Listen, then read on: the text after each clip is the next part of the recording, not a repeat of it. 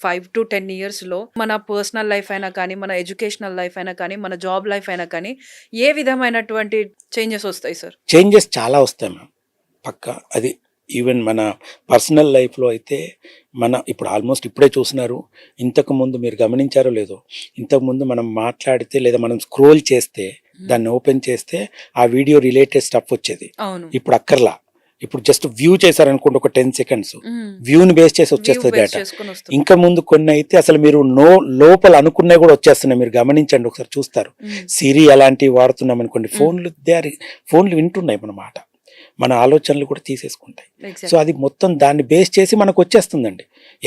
మనం జస్ట్ ఒక్కసారి మనం ఏదైనా పనిలో ఉండి ఓ 10 సెకండ్స్ ఒక ప్లేస్ ఆపేసి హ్మ్. మళ్ళీ అది చూసి మళ్ళీ వెనక్కి వెళ్ళిపోయినా కూడా ఆ వ్యూ చేసింది వచ్చేస్తుందండి హిస్టరీ. హ్మ్. ఇక మీకు దాని మీదనే వచ్చేస్తాయి. మీరు ఒక షర్ట్ చూసారనుకోండి, ఆ షర్ట్ రిలేటెడ్ షర్ట్ స్టఫ్ ఇక రిలేటెడ్ వచ్చేస్తాయి. చంపేస్తుంది మనల్ని.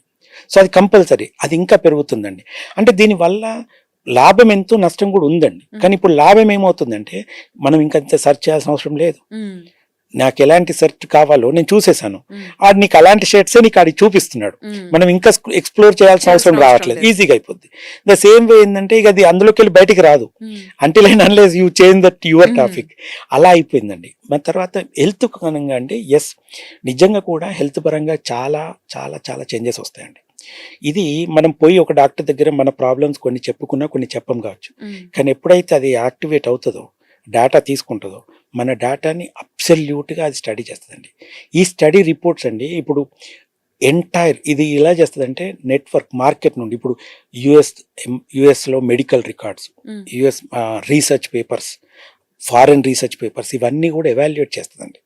చేసి అనలైజ్ చేస్తుందండి మన ప్రాబ్లమ్ని. ఓకే. అప్పుడు అక్కడ ఉన్న డాక్టర్ గారు మేబీ వాళ్ళకి 5 years ఎక్స్పీరియన్స్ ఉండనివ్వండి, ఎంత ఉన్నాయి, it makes more effective for them. హ్మ్. వాళ్ళకి ఇంకా ఎక్కువ ఈజీగా ఇన్ఫర్మేషన్ ఇస్తుంది. ఈజీగా వాళ్ళకి అర్థమైపోతది. అర్థమైపోద్ది. వాళ్ళు ఇంకా ఎఫెక్టివ్గా ఎఫెక్టివ్ చేయగలుగుతారు. చేయగలుగుతారు. అది జరుగుద్దండి. హ్మ్.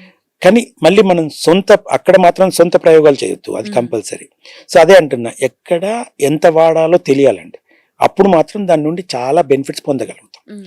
అది ఏది ఎక్స్ట్రా అయినా కూడా అది ప్రాబ్లమే. ఇప్పుడు మార్ఫింగ్ చేస్తున్నారు వచ్చిన అవును. తర్వాత, అది it's bad. Hmm. It's bad. అదిని ఎక్కడైనా రిస్ట్రిక్ట్ చేయొచ్చా అంటే ఓన్లీ గవర్నమెంట్స్ వాటిని ఎక్కడ కండిషన్ చేయాలన్నా కొంతవరకే చేయగలుగుతుంది. హ్మ్. అది ముఖ్యంగా మనలో రావాలి అంతే. అది ఎంత వాడాలి, ఎంత ప్రాపర్గా యూస్ చేయాలి, మనం దాన్ని ఎంత బెనిఫిట్ చేసుకోవాలని ఆలోచించాలి.